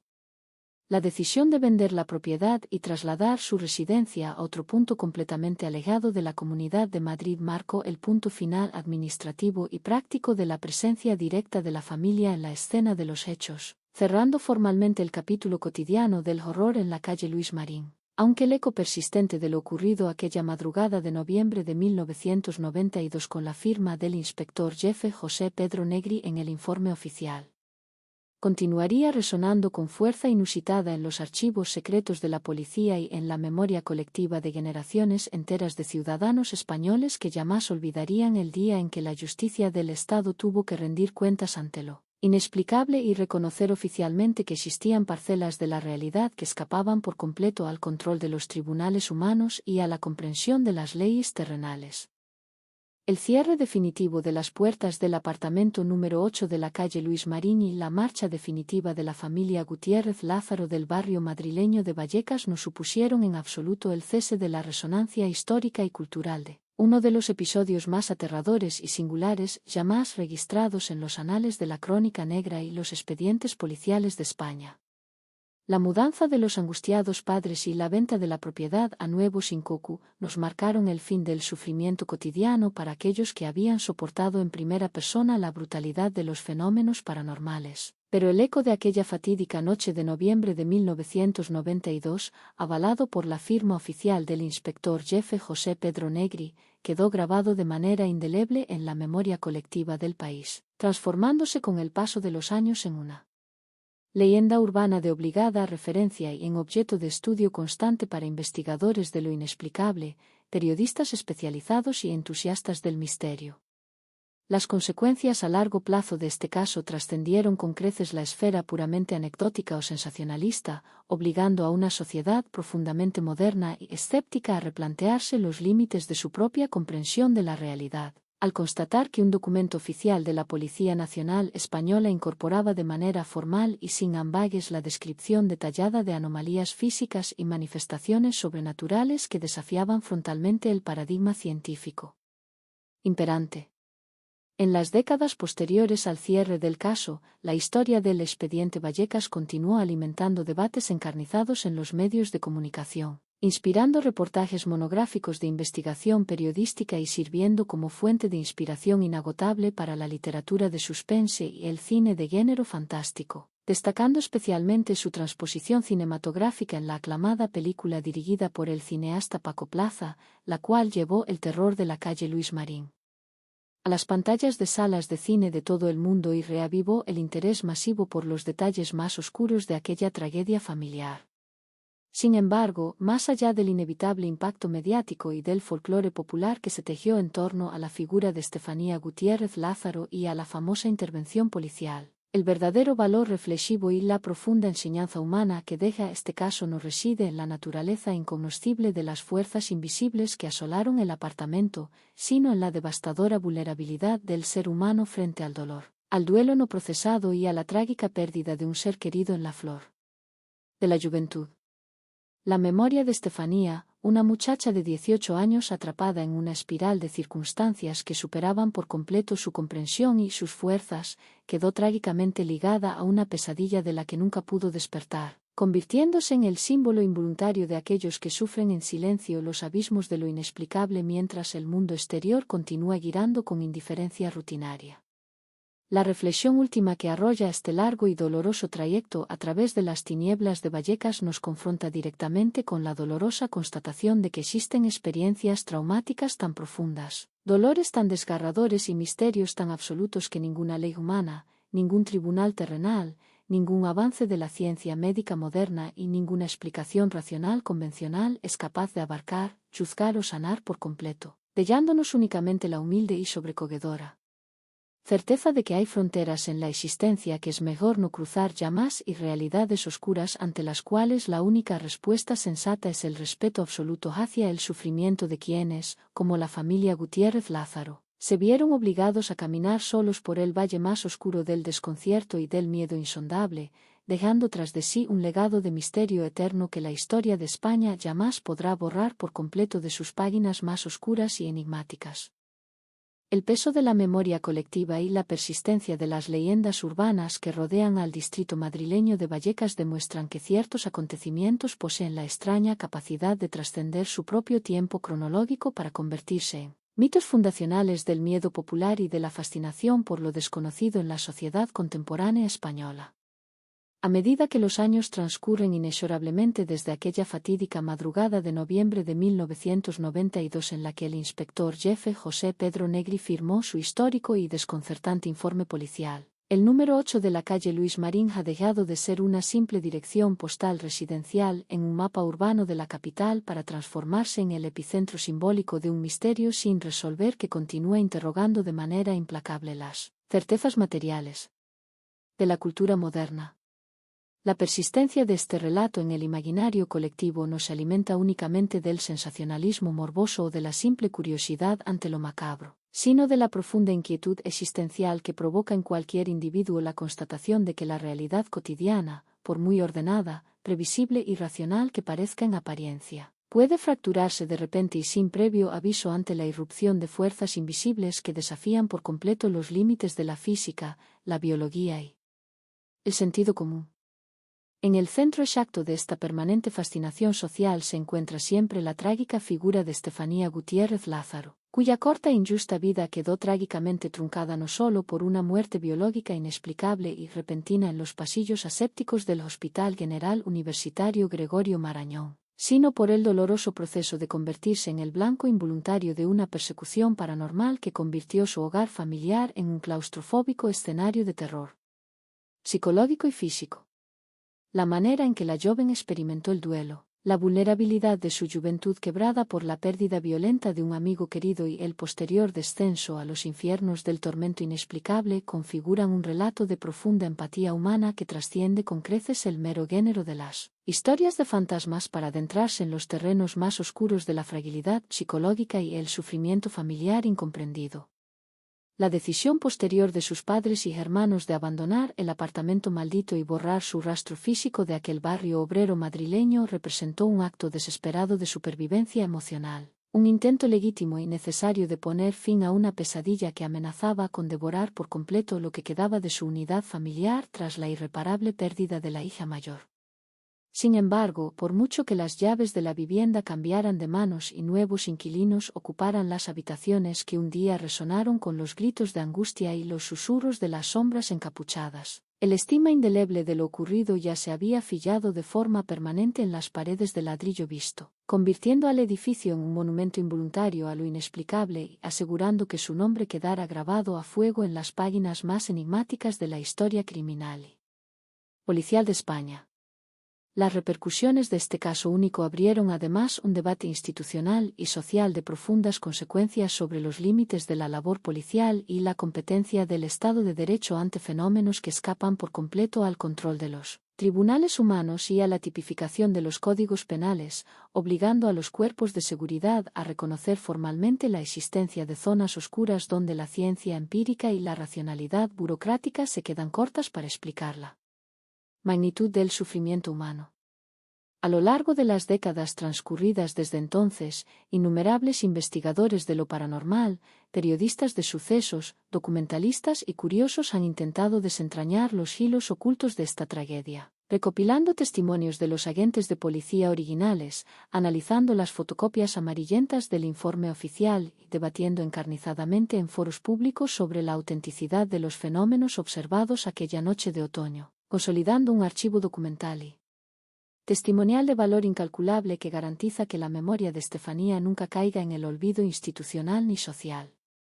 No obstante, más allá de las especulaciones teóricas, de las teorías conspirativas sobre fraudes domésticos o de las interpretaciones esotéricas más extremas, el verdadero legado de este largo y doloroso trayecto a través de las tinieblas de Vallecas radica en la solemne y respetuosa constatación de que existen dolores tan absolutos, misterios tan impenetrables y tragedias tan profundas que ninguna explicación racional o científica es capaz de contenerlos por completo, dejándonos únicamente con la silenciosa y sobrecogedora certeza de que hay umbrales en la existencia que es mejor no cruzar jamás y realidades oscuras ante las cuales la única postura verdaderamente digna y humana es el respeto absoluto hacia la memoria de quienes, como la familia Gutiérrez Lázaro, tuvieron que caminar en rigurosa soledad por el valle más oscuro del desconcierto y del miedo insondable, dejando tras de sí un eco eterno que continuará resonando en la conciencia colectiva de las generaciones venideras como el testimonio definitivo de que el misterio sigue acechando silenciosamente en los rincones más insospechados de nuestra aparente y frágil normalidad cotidiana. El recorrido a través de las profundidades más oscuras del expediente Vallecas encuentra en este octavo tramo su convergencia narrativa definitiva, consolidando una crónica donde el dolor humano, la incomprensión científica y la huella indeleble de lo inexplicable se funden en una sola y perturbadora lección sobre la fragilidad de nuestra existencia cotidiana.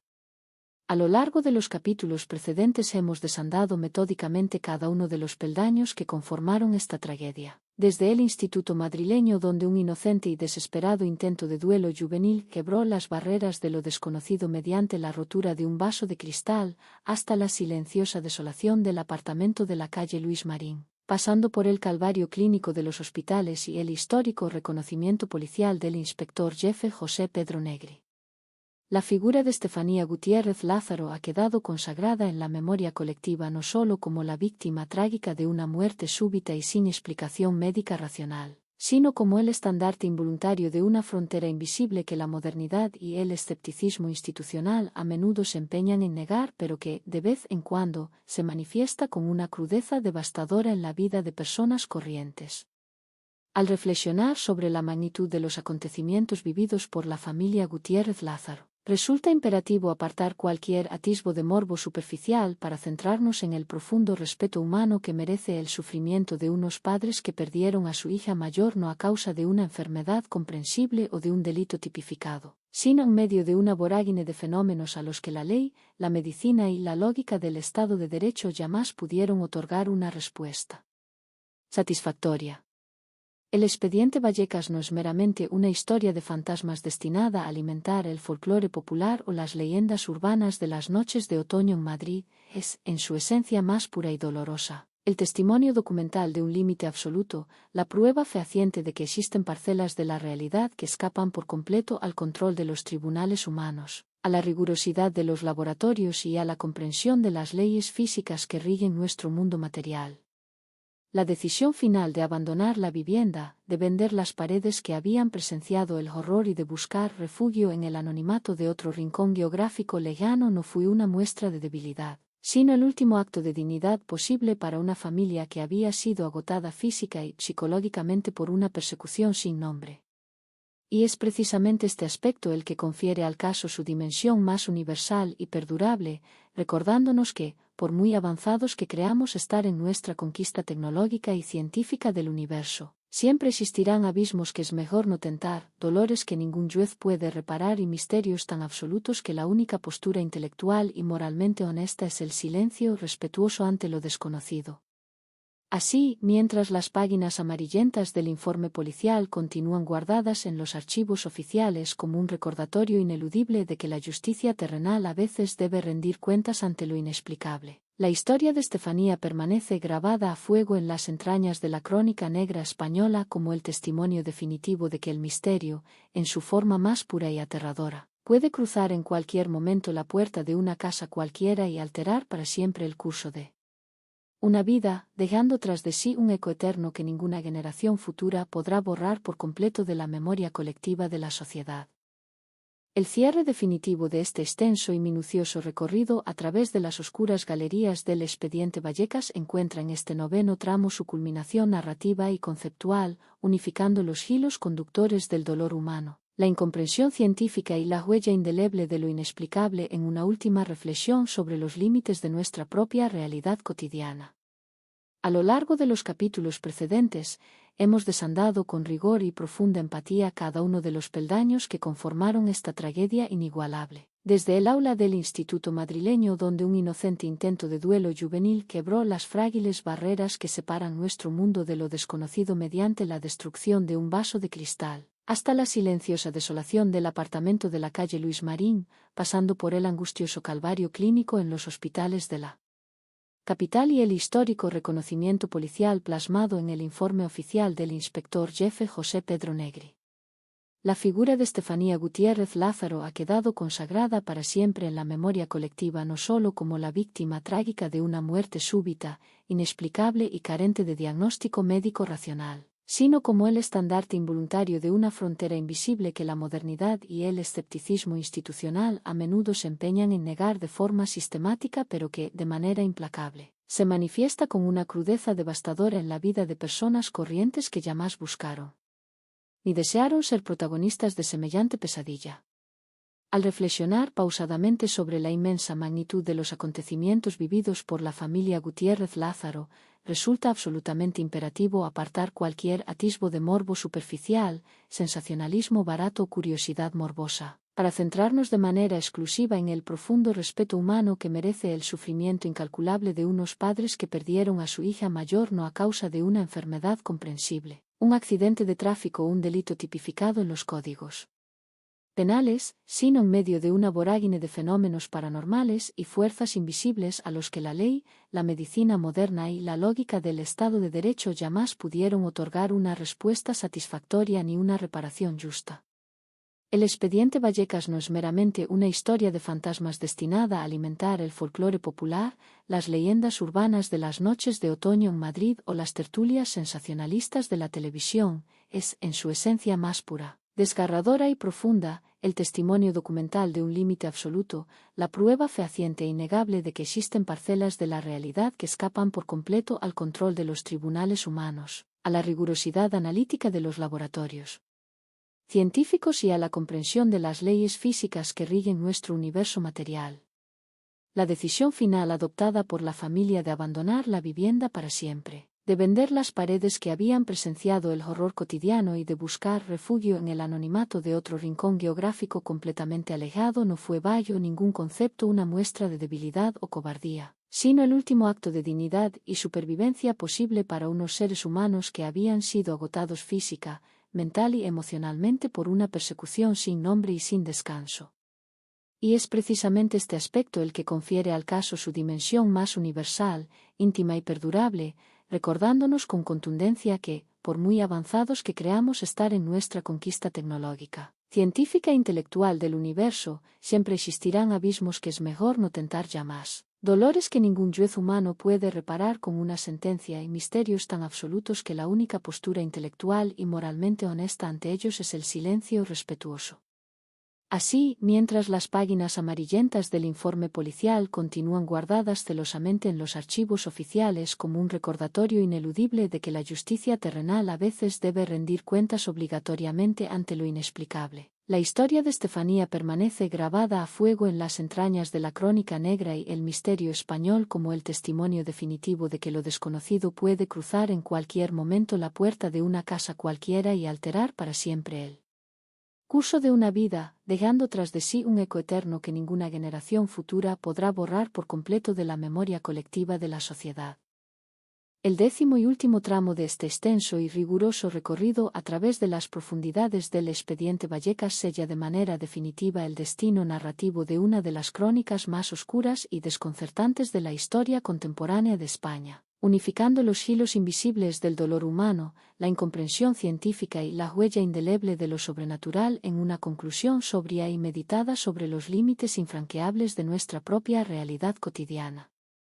A lo largo de los capítulos precedentes, hemos desandado metódicamente cada uno de los dramáticos peldaños que conformaron esta tragedia inigualable. Desde el aula del Instituto madrileño donde un inocente intento de duelo juvenil quebró las frágiles barreras que separan nuestro mundo material de lo desconocido mediante la violenta destrucción de un vaso de cristal, hasta la silenciosa y opresiva desolación del apartamento de la calle Luis Marín, pasando por el angustioso calvario clínico en los hospitales de la capital y el histórico reconocimiento policial plasmado de puño y letra en el informe oficial del inspector jefe José Pedro Negri. La figura de Estefanía Gutiérrez Lázaro ha quedado consagrada para siempre en la memoria colectiva no solo como la víctima trágica de una muerte súbita, inexplicable y carente por completo de un diagnóstico médico racional que pudiera justificar su pérdida, sino como el estandarte involuntario de una frontera invisible que la modernidad, la ciencia y el escepticismo institucional a menudo se empeñan en negar de forma sistemática pero que, de manera implacable y rotunda, se manifiesta con una rudeza devastadora en la vida de personas corrientes que jamás buscaron ni desearon ser protagonistas de semejante pesadilla. Al reflexionar pausadamente sobre la inmensa magnitud de los acontecimientos vividos por la familia Gutiérrez Lázaro, resulta absolutamente imperativo apartar cualquier atisbo de morbo superficial, sensacionalismo barato o curiosidad morbosa, para centrarnos de manera exclusiva en el profundo respeto humano que merece el sufrimiento incalculable de unos padres que perdieron a su hija mayor no a causa de una enfermedad comprensible, un accidente de tráfico o un delito tipificado en los códigos penales, sino en medio de una vorágine de fenómenos paranormales y fuerzas invisibles a los que la ley, la medicina moderna y la lógica del Estado de Derecho jamás pudieron otorgar una respuesta satisfactoria ni una reparación justa. El expediente Vallecas no es meramente una historia de fantasmas destinada a alimentar el folclore popular, las leyendas urbanas de las noches de otoño en Madrid o las tertulias sensacionalistas de los medios de comunicación, es, en su esencia más pura, desgarradora y profunda, el testimonio documental de un límite absoluto, la prueba fehaciente e innegable de que existen parcelas de la realidad que escapan por completo al control de los tribunales humanos, a la rigurosidad analítica de los laboratorios científicos y a la comprensión de las leyes físicas que rigen nuestro universo material.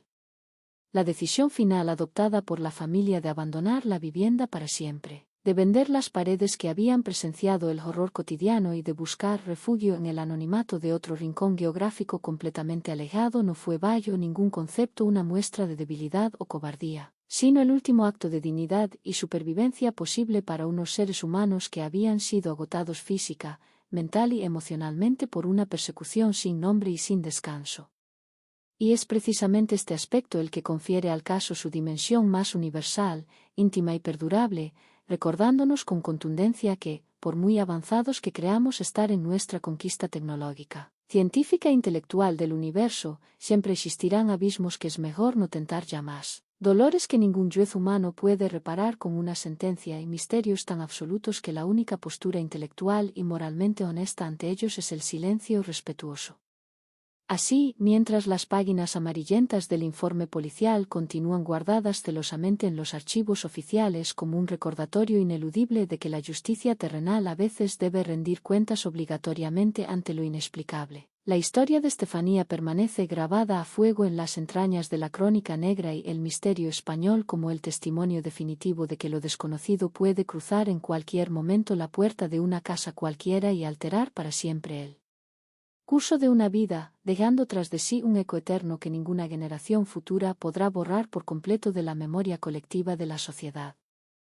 El 11º y último tramo de este extenso y riguroso recorrido a través de las profundidades del expediente Vallecas sella de manera definitiva el destino narrativo de una de las crónicas más oscuras y desconcertantes de la historia contemporánea de España, unificando los hilos invisibles del dolor humano, la incomprensión científica y la huella indeleble de lo sobrenatural en una conclusión sobria y meditada sobre los límites infranqueables de nuestra propia realidad cotidiana.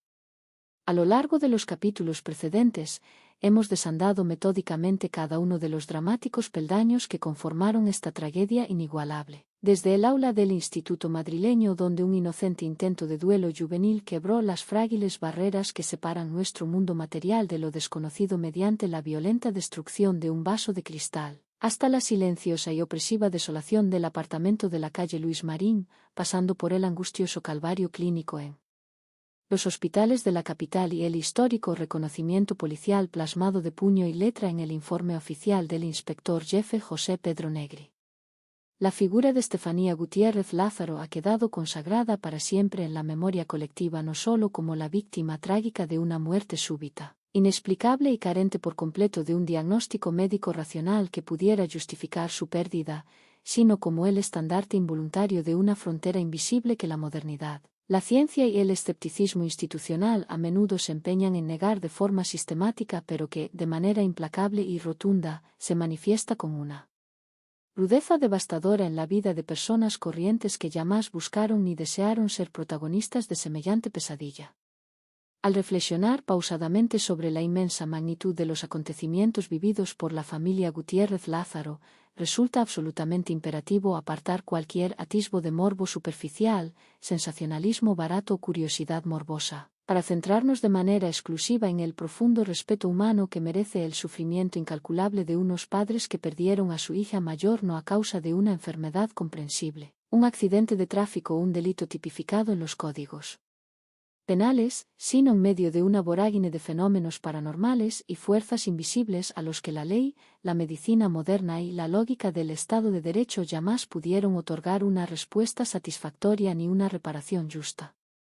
El expediente Vallecas no es meramente una historia de fantasmas destinada a alimentar el folclore popular, las leyendas urbanas de las noches de otoño en Madrid o las tertulias sensacionalistas de los medios de comunicación. Es, en su esencia más pura, desgarradora y profunda, el testimonio documental de un límite absoluto, la prueba fehaciente e innegable de que existen parcelas de la realidad que escapan por completo al control de los tribunales humanos, a la rigurosidad analítica de los laboratorios científicos y a la comprensión de las leyes físicas que rigen nuestro universo material. La decisión final adoptada por la familia de abandonar la vivienda para siempre, de vender las paredes que habían presenciado el horror cotidiano y de buscar refugio en el anonimato de otro rincón geográfico completamente alejado no fue bajo ningún concepto una muestra de debilidad o cobardía, sino el último acto de dignidad y supervivencia posible para unos seres humanos que habían sido agotados física, mental y emocionalmente por una persecución sin nombre y sin descanso. Y es precisamente este aspecto el que confiere al caso su dimensión más universal, íntima y perdurable, recordándonos con contundencia que, por muy avanzados que creamos estar en nuestra conquista tecnológica, científica e intelectual del universo, siempre existirán abismos que es mejor no tentar jamás, dolores que ningún juez humano puede reparar con una sentencia y misterios tan absolutos que la única postura intelectual y moralmente honesta ante ellos es el silencio respetuoso. Así, mientras las páginas amarillentas del informe policial continúan guardadas celosamente en los archivos oficiales como un recordatorio ineludible de que la justicia terrenal a veces debe rendir cuentas obligatoriamente ante lo inexplicable, La historia de Estefanía permanece grabada a fuego en las entrañas de la crónica negra y el misterio español como el testimonio definitivo de que lo desconocido puede cruzar en cualquier momento la puerta de una casa cualquiera y alterar para siempre el curso de una vida, dejando tras de sí un eco eterno que ninguna generación futura podrá borrar por completo de la memoria colectiva de la sociedad.